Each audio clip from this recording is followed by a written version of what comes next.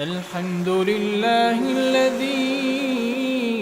أنزل على عبده الكتاب ولم يجعل له عوجا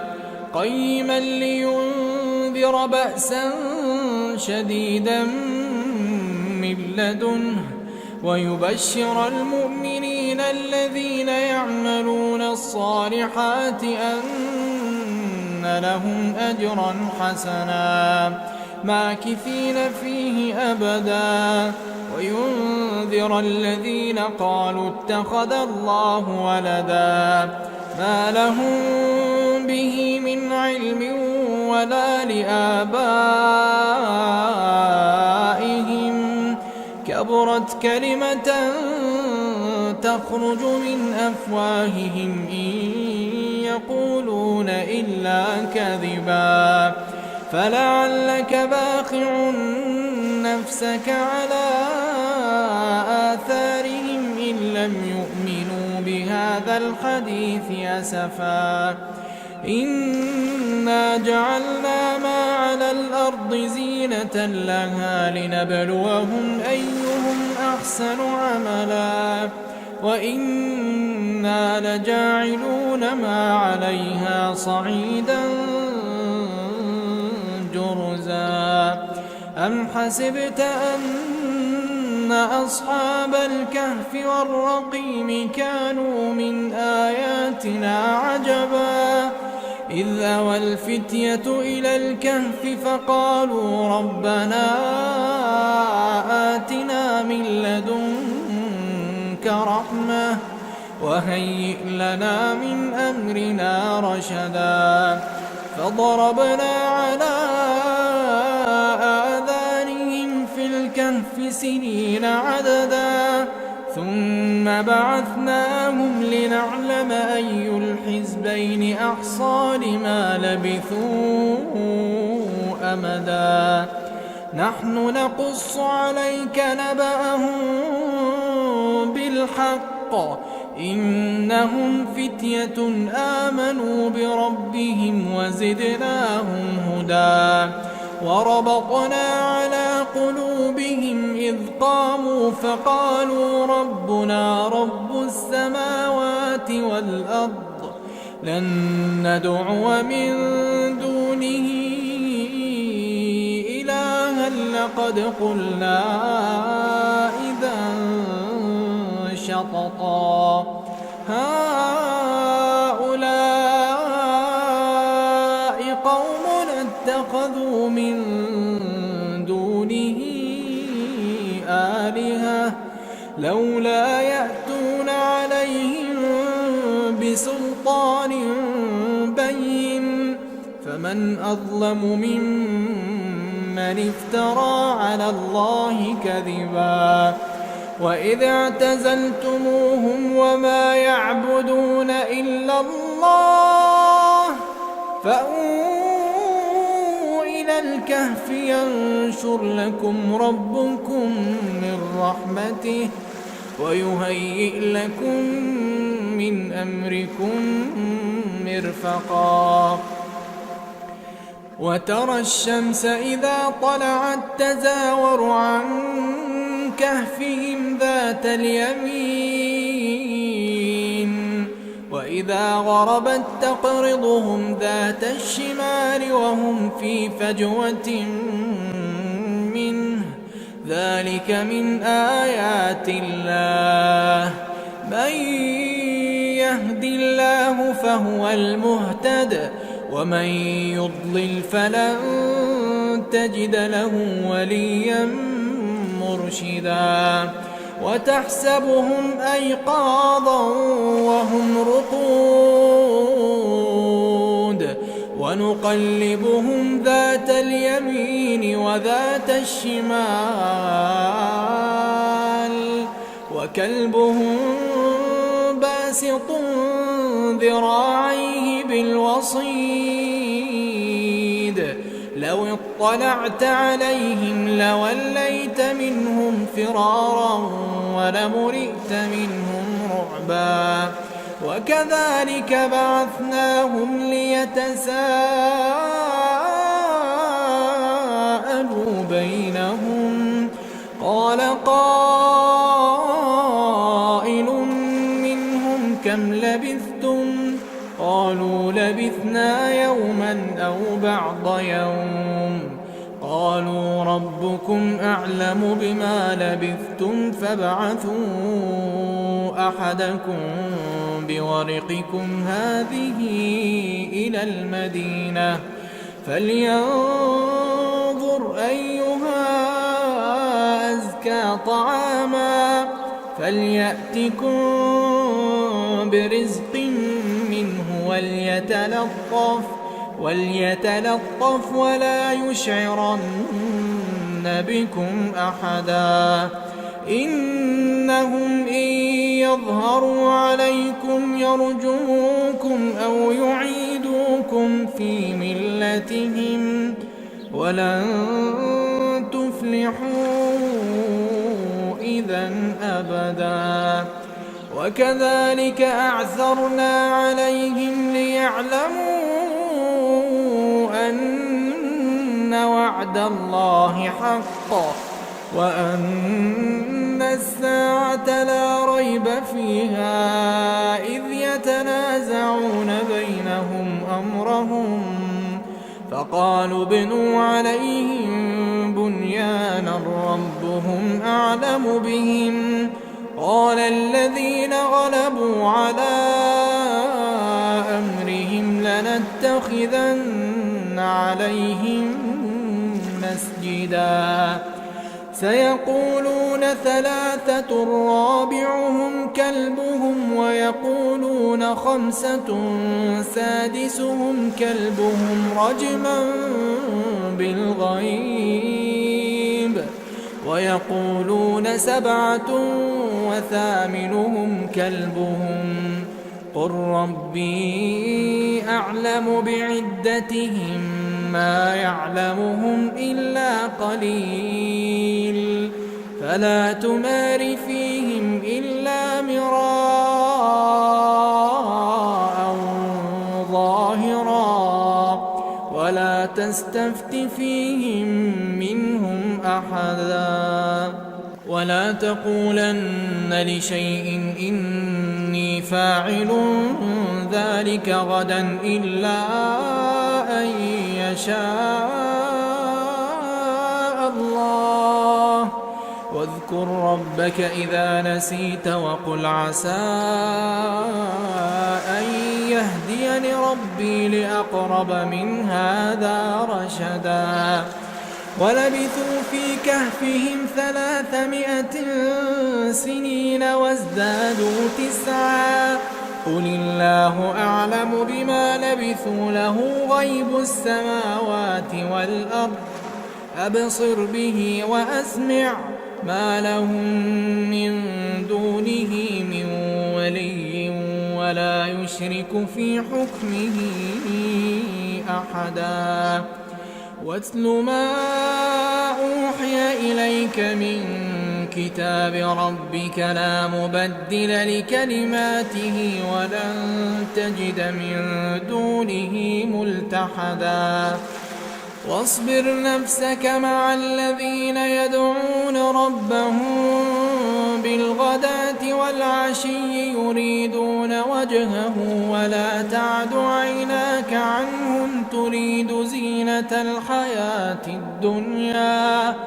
ولا تطع من أغفلنا قلبه عن ذكرنا واتبع هواه وكان أمره فرطا. وقل الحق من ربكم فمن شاء فليؤمن ومن شاء فليكفر. إنا أعتدنا للظالمين نارا أحاط بهم سرادقها وإن يستغيثوا يغاثوا بماء كالمهل يشوي الوجوه بئس الشراب وساءت مرتفقا. إن الذين آمنوا وعملوا الصالحات إنا لا نضيع أجر من أحسن عملا أولئك لهم جنات عدن تجري من تحتهم الأنهار يحلون فيها من أساور من ذهب ويلبسون ثيابا خضرا من سندس واستبرق متكئين فيها على الأرائك نعم الثواب وحسنت مرتفقا واضرب لهم مثلا الرجلين جعلنا لأحدهما جنتين من أعناب وحففناهما بنخل وجعلنا بينهما زرعا كلتا الجنتين آتت أكلها ولم تظلم منه شيئا وفجرنا خلالهما نهرا وكان له ثمر فقال لصاحبه وهو يحاوره أنا أكثر منك مالا وأعز نفرا ودخل جنته وهو ظالم لنفسه قال ما أظن أن تبيد هذه أبدا وما أظن الساعة قائمة ولئن رددت إلى ربي لأجدن خيرا منها منقلبا قال له صاحبه وهو يحاوره أكفرت بالذي خلقك من تراب ثم من نطفة ثم سواك رجلا لكن هو الله ربي ولا أشرك بربي أحدا ولولا إذ دخلت جنتك قلت ما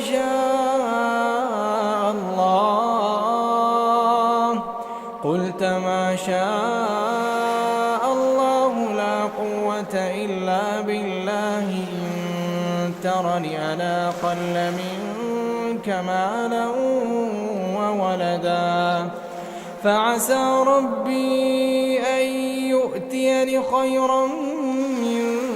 جنتك ويرسل عليها حسبانا من السماء فتصبح صعيدا زلقا أو يصبح ماؤها غورا فلن تستطيع له طلبا وأحيط بثمره فأصبح يقلب كفيه على ما أنفق فيها وهي خاوية على عروشها ويقول يا ليتني لم أشرك بربي أحدا ولم تكن له فئة ينصرونه من دون الله وما كان منتصرا هنالك الولاية لله الحق هو خير ثوابا وخير عقبا واضرب لهم مثل الحياة الدنيا كماء إن أنزلناه من السماء فاختلط به نبات الأرض فأصبح هشيما تذروه الرياح وكان الله على كل شيء مقتدرا المال والبنون زينة الحياة الدنيا والباقيات الصالحات خير عند ربك ثوابا وخير أملا ويوم نسير الجبال وترى الأرض بارزة وحشرناهم فلم نغادر منهم أحدا وعرضوا على ربك صفا لقد جئتمونا كما خلقناكم أول مرة بل زعمتم أن لن نجعل لكم موعدا ووضع الكتاب فترى المجرمين مشفقين مما فيه ويقولون يا ويلتنا ما لهذا الكتاب لا يغادر صغيرة ولا كبيرة إلا أحصاها ووجدوا ما عملوا حاضرا ولا يظلم ربك أحدا وإذ قلنا للملائكة اسجدوا لآدم فسجدوا إلا إبليس كان من الجن ففسق عن أمر ربه أفتتخذونه وذريته أولياء من دوني وهم لكم عدو بئس للظالمين بدلا ما أشهدتهم خلق السماوات والأرض ولا خلق أنفسهم وما كنت متخذ المضلين عضدا ويوم يقول نادوا شركائي الذين زعمتم فدعوهم فلم يستجيبوا لهم وجعلنا بينهم موبقا ورأى المجرمون النار فظنوا أنهم مواقعوها ولم يجدوا عنها مصرفا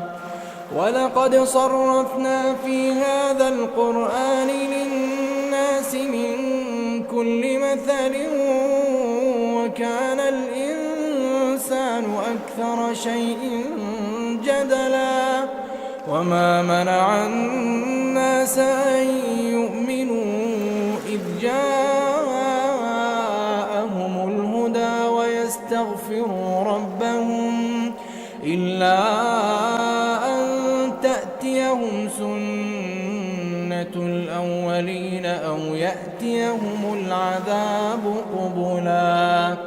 وما نرسل المرسلين إلا مبشرين ومنذرين ويجادل الذين كفروا بالباطل ليدحضوا به الحق واتخذوا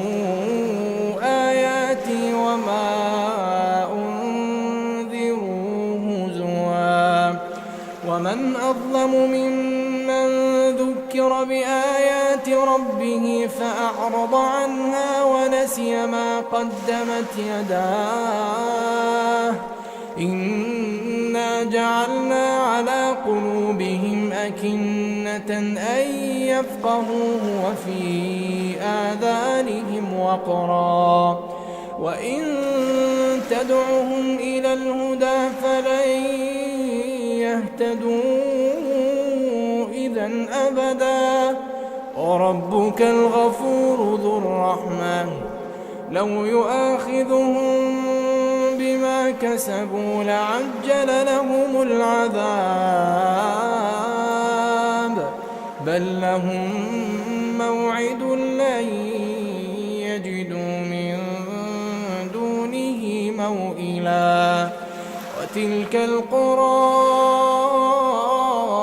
أهلكناهم لما ظلموا وجعلنا لمهلكهم موعدا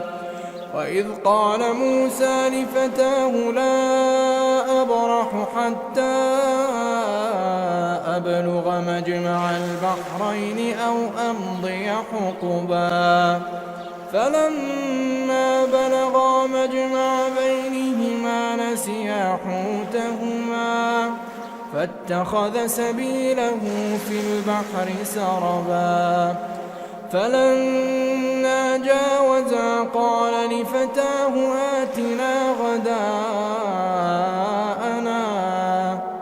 آتنا غداءنا لقد لقينا من سفرنا هذا نصبا قال أرأيت إذ أوينا إلى الصخرة فإني نسيت الحوت وما أنسانيه إلا الشيطان أن أذكره واتخذ سبيله في البحر عجبا قال ذلك ما كنا نبغي فارتدا على آثارهما قصصا فوجدا عبدا من عبادنا آتيناه رحمة من عندنا وعلمناه من لدنا علما قال له موسى هل أتبعك على أن تعلمني مما علمت رشدا قال إنك لن تستطيع معي صبرا وكيف تصبر على ما لم تحط به خبرا قال ستجدني إن شاء الله صابرا ولا أعصي لك أمرا قال فإن اتبعتني فلا تسألني عن شيء حتى أحدث لك منه ذكرا فانطلقا حتى إذا ركبا في السفينة خرقها قال أخرقتها لتغرق أهلها لقد جئت شيئا إمرا قال ألم أقل إنك لن تستطيع معي صبرا قال لا تؤاخذني بما نسيت ولا ترهقني من أمري عسرا فانطلقا حتى إذا لقيا غلاما فقتله قال أقتلت نفسا زكية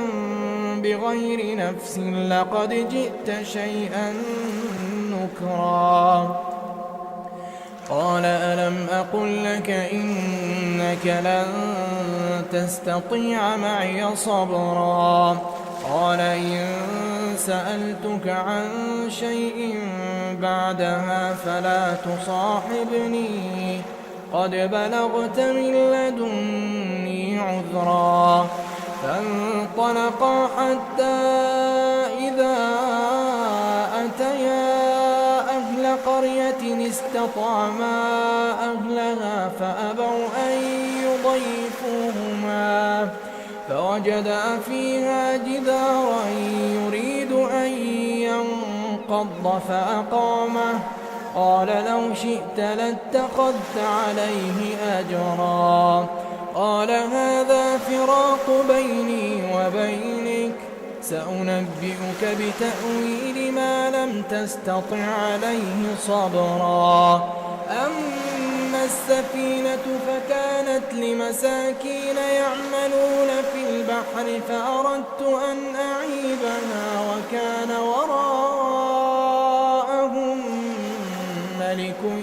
يأخذ كل سفينة غصبا وأما الغلام فكان أبواه مؤمنين فخشينا أن يرهقهما طغيانا وكفرا فأردنا أن يبدلهما ربهما خيرا منه زكاة وأقرب رحما وأما الجدار فكان لغلامين يتيمين في المدينة وكان تحته كنز لهما وكان أبوهما صالحا فأراد ربك أن يبلغا أشدهما ويستخرجا كنزهما رحمة من ربك وما فعلته عن أمري ذلك تأويل ما لم تسطع عليه صبرا ويسألونك عن ذي القرنين قل سأتلو عليكم منه ذكرا إنا مكنا له في الأرض وآتيناه من كل شيء سببا فأتبع سببا حتى إذا بلغ مغرب الشمس وجدها تغرب في عين حمئة ووجد عندها قوما قلنا يا ذا القرنين إما أن تعذب وإما أن تتخذ فيهم حسنا قال أما من ظلم فسوف نعذبه ثم يرد إلى ربه فيعذبه عذابا نكرا وأما من آمن وعمل صالحا فله جزاء الحسنى وسنقول له من أمرنا يسرا ثم أتبع سببا حتى إذا بلغ مطلع الشمس وجدها تطلع على قوم لم نجعل لهم من دونها سترا كذلك وقد أحطنا بما لديه خبرا ثم أتبع سببا حتى إذا بلغ بين السدين وجد من دونهما قوما لا يكادون يفقهون قولا قالوا يا ذا القرنين إن يأجوج ومأجوج مفسدون في الأرض فهل نجعل لك خرجا على أن تجعل بيننا وبينهم سدا قال ما مكني فيه ربي خير فأعينوني بقوة أجعل بينكم وبينهم ردما آتوني زبر الحديد حتى إذا ساوى بين الصدفين قال انفخوا حتى إذا جعله نارا قال آتوني أفرغ عليه قطرا فما استطاعوا أن يظهروه وما استطاعوا له نقبا قال هذا رحمة من ربي فإذا جاء وعد ربي جعله دكاء وكان وعد ربي حقا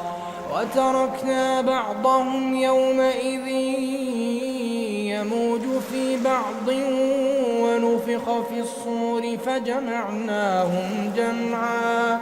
وعرضنا جهنم يومئذ للكافرين عرضا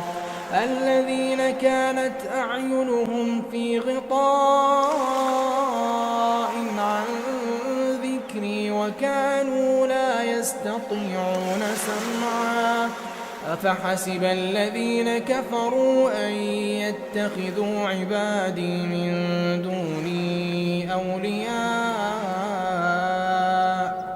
إنا أعتدنا جهنم للكافرين نزلا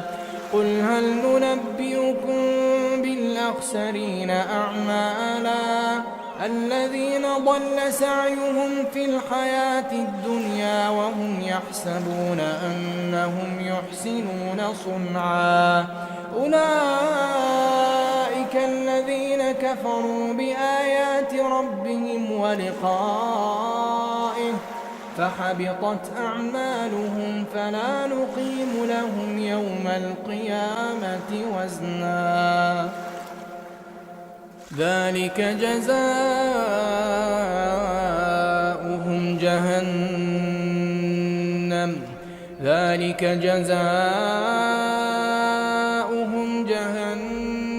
بما كفروا واتخذوا آياتي ورسلي هزوا إن الذين آمنوا وعملوا الصالحات كانت لهم جنات الفردوس نزلا خالدين فيها لا يبغون عنها حولا قل لو كان البحر مدادا لكلمات ربي لنفد البحر قبل أن تنفد كلمات ربي ولو جئنا بمثله مددا قل إنما أنا بشر مثلكم يوحى إلي أنما إلهكم إله واحد فمن كان يرجو لقاء ربه فليعمل عملا